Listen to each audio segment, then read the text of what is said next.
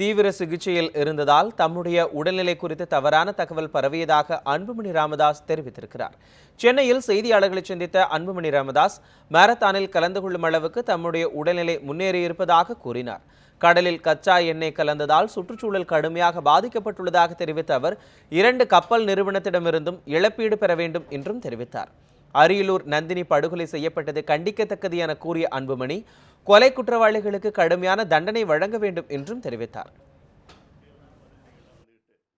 மிகப்பெரிய பாதிப்பு அது இல்லாமல் இந்த ஆலிவ் ரிட்லி ஆமைகள் டர்ட்டில்ஸ் உலகத்தில் இங்கே தான் அதிகமாக இருக்குது. சென்னை பகுதியில் தான் அதிகமாக இருக்குது. கடல் உயிரினங்கள்லாம் முடிஞ்சு போச்சு. மீனவர்களுக்கு மிகப்பெரிய நட்டம் இருக்குது. அவங்களுக்கு வாழ்வாதாரம் இன்னும் என்ன கேட்டால் இன்னும் 6 மாதம் பிரச்சனை இருக்கும். இதை அரசாங்கம் மத்திய அரசு மாநில அரசுடைய பொறுப்பு கடமை இது இல்லாமல் இதற்கு என்ன செலவாகுதோ அந்த 2 கப்பல் கம்பெனிகிட்ட வாங்கிடணும். அது எதுவும் விபத்துன்னு கேஸ் போடக்கூடாது. அதில் இதை உடனடியாக செய்ய வேண்டும்.